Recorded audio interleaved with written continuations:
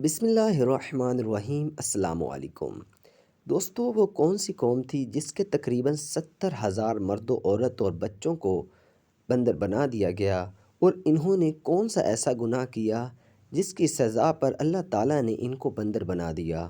تو دوستو، یہ قوم بنی اسرائیل حضرت داؤد علیہ السلام کی قوم تھی۔ دوستو، یہ بنی اسرائیل کا ایک گروہ شہر ایلیا میں دریا کے کنارے آباد تھا۔ اللہ تعالیٰ نے اس گروہ کا امتحان لیا اور حکم دے دیا کہ ہفتے کے دن مچھلیوں کا شکار نہ کریں۔ ہوتا کچھ ایسا کہ مچھلیاں بھی ہفتے کے دن دریا کے کنارے پر آ جاتیں اور آگے پیچھے بالکل غائب ہو جاتیں، اور جیسے ہی ہفتے کا دن آتا تو یہ مچھلیاں دریا کے کنارے آ جاتی، لیکن ہفتے والے دن شکار کرنے سے انہیں روک دیا گیا۔ مچھلی دریا کے کنارے رہنے والوں کے لیے ویسے بھی مرغوب ہوتی ہے۔ جب کچھ دن ان کو مچھلی نہ ملی تو یہ تڑپنے لگے۔ جب اس حسرت سے بے تاب ہوئے تو آپس میں مشورہ کیا کہ کوئی ایسا ہیلا کیوں نہ ہو کہ ہم مچھلیوں کا شکار بھی کر لیں اور ہم حرام فعل سے بھی بچ جائیں۔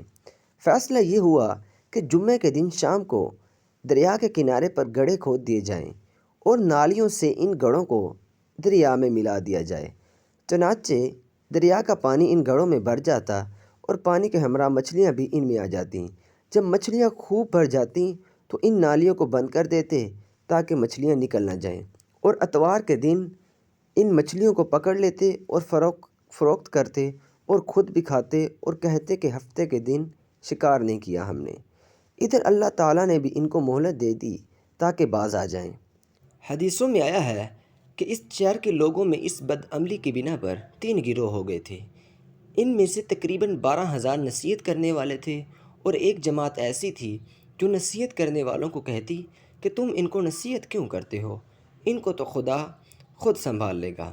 دوستو، یہاں تک کہ جو نصیحت کرنے والا گروہ تھا، جو اللہ تعالیٰ کی فرما برداری کرنے والا گروہ تھا، انہوں نے نافرمان گروہ کے درمیان اور اپنے درمیان ایک دیوار کھینچ لی، اور نہ وہ اس طرف جاتے اور نہ انہیں ہی ادھر آنے دیتے۔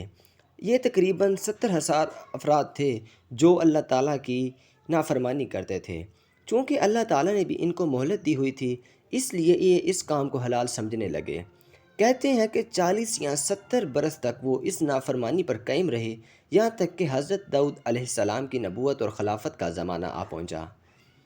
حضرت داؤد علیہ السلام نے ان کو نصیحت فرمائی اور ان کو اس کام سے باز رہنے کے بارے میں بتایا، لیکن انہوں نے حضرت داؤد علیہ السلام کی بات اور آپ کی نصیحت ماننے سے انکار کر دیا۔ تو دوستو، حضرت داؤد علیہ السلام نے آپ پر بد دعا فرمائی، حق تعالیٰ نے اسے قبول کیا۔ دوستو، جب حضرت داؤد کی اللہ تعالیٰ نے دعا کو قبول کیا تو ہوا کچھ ایسے کہ مچھلیوں کا گوشت جو یہ کھاتے تھے، ان کے پیٹ میں فاسد ہوا، اور ایک دم ان کی جلد کی طرف دفع ہو کر ان کی کھال نے بندروں کی کھال کا اور شکلوں نے بندروں کی شکلوں کا روپ دھار لیا، اور ان کی بولنے کی قوت بھی ختم ہو گئی۔ ابن عباس رضی اللہ عنہ کی روایت ہے کہ جوان افراد بندر اور بوڑھے خنزیر بن گئے۔ دوستو، اب جو مسلم گروہ تھا انہوں نے نافرمان گروہ سے بالکل رابطہ منقطع کیا ہوا تھا۔ دوستو، جب یہ تمام واقعہ ہوا، یعنی وہ بندر بن گئے، تو اگلے دن مسلم گروہ کو اس بات کی خبر نہیں تھی۔ انہوں نے دیکھا کہ کوئی بھی اندر سے حرکت نظر نہیں آ رہی، کوئی بھی آواز نہیں آ رہی، ایسے لگا جیسے تمام کے تمام سوئے ہوئے ہیں، ابھی تک اٹھے نہیں۔ دوستو، جب کافی دن چڑھایا تو انہوں نے دیوار پھلانگ کر دیکھا تو وہاں ایک عجیب منظر دیکھنے کو ملا کہ تمام لوگ بما عورتوں اور بچوں کے بندر ہو گئے ہیں۔ ان کے گھر جو راتوں کو بند تھے اسی طرح بند ہیں، اور وہ کل انسان بندروں کی صورت میں ہیں، جن کے دمیں نکلی ہوئی ہیں، بچے چھوٹے بندروں کی شکل میں، مرد بڑے بندروں کی شکل میں، اور عورتیں بندریاں بنی ہوئی ہیں۔ ہر ایک پہچانا جاتا کہ یہ فلاں مرد ہے، یہ فلاں عورت ہے، اور یہ فلاں بچہ ہے۔ تو دوستو، پھر اس مسلم قبیلے نے جو اللہ تعالیٰ کی فرما برداری کرتا تھا، اس نے انہیں کہا کہ دیکھو، ہم آپ کو اس مکروہ ہیلے سے روکتے تھے، لیکن تم ہماری بات نہیں سنتے تھے اور باز نہیں آتے تھے، تو دیکھو اللہ تعالیٰ کے عذاب نے تجھے گھیر لیا اور تمہاری کیا حالت کر دی۔